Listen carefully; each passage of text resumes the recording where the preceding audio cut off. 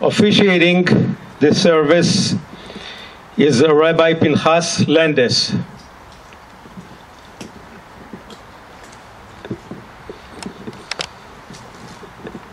Thank you, Avi, and to Meryl, who invited me.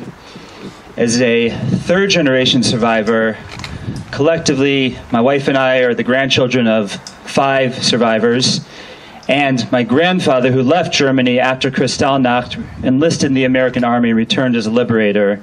It's a true honor to be here today. One of those survivors who lit up the generation after the war was Rav Yosef Shalom Kahneman, who through nothing short of miracles survived in Russia in a town called Punovich, running away from the Red Army, from the Bolsheviks, teaching Torah, building the Jewish community. And with the onset of World War II, again, through nothing short of miracles, was able to emigrate to the land of Israel, in the pre-state land of Israel. And in 1943, when Rommel, Yamach Shemo, the desert fox, was a few sand dunes away in North Africa, and the Italians of Vichy, France, were bombing Tel Aviv and Haifa, he laid the foundation stone in Bnei Brak, near Tel Aviv, to rebuild the yeshiva that had been destroyed in Europe. People told him he was out of his mind. Yet that yeshiva still stands today.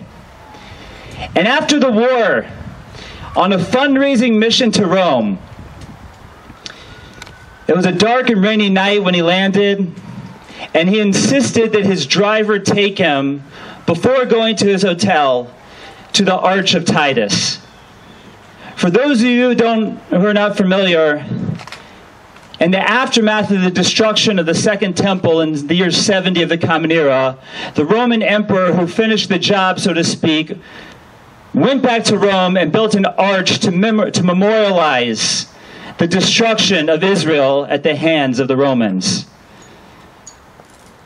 And Rabbi Kahneman insisted in visiting that arch before going to his hotel in Rome on a dark and rainy night. And he stood at the foot of that arch, and he looked up, and he screamed out, "Titus, Titus, ich bin dor, I am here, avu bist du, where are you?" As if to say that the Jewish people survived on from the destruction of the Second Temple, but the Roman Empire of that day was nowhere to be found on the map of the world. It was that perseverance that led him to rebuild after the destruction of European Jewry in World War II. Besides building institutions of teaching, he also built many orphanages for the refugee children who had no parents to go home to. And before the holidays, he would visit those orphanages, and he would give the blessing that usually parents give to their children to each one of those refugee children. And he would say that traditionally we refer to this blessing as Birchas Habanim, as the blessing for children. But I'm not giving you the blessing for children. I'm giving you Birchas Ha'avos, the blessing for parents. Because your line was broken, but you're going to rebuild families in the future in defiance of what you experienced.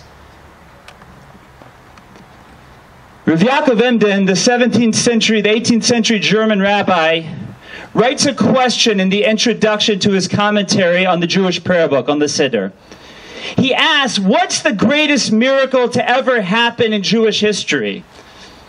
And he goes through a quick history. Was it the splitting of the sea? Was it the 10 plagues? Was it the 10 constant miracles in the temple when it stood? And he dismisses all of them as not ranking as the greatest miracle ever to happen in history. He concludes, writing in the 18th century, that the greatest miracle ever on the map of world history is the fact that the Jewish people are still here observing Judaism after all that we have been through. That is greater than any other miracle that history has ever recorded. And that is the miracle that we are all here today practicing. We read at the time of Passover in the Haggadah, B'chol dor vador, in every single generation, Omdim aleinu lechalosenu, they have arisen to try and destroy us. Ella HaKadosh Baruch Hu matzilenu miyadam, but the Almighty in heaven saves us from their hands. We're here to memorialize the most tragic, disturbing, and disgusting culmination of those words in world history. The combination of the timeless anti-Semitism with German ingenuity and modern technology brought these words to a level they had never been seen before that in time. Yet we're still here. We're the ones who are here saying, Ani ma'amin be'emunah shalema. We have a perfect faith. And just like Rav Yosef Kahneman said those words on his trip to Rome, we all can stand and say the same exact words with pride. Hitler! Ich bin dor! We are here! Avu bist du? Where are you? Thank you very much.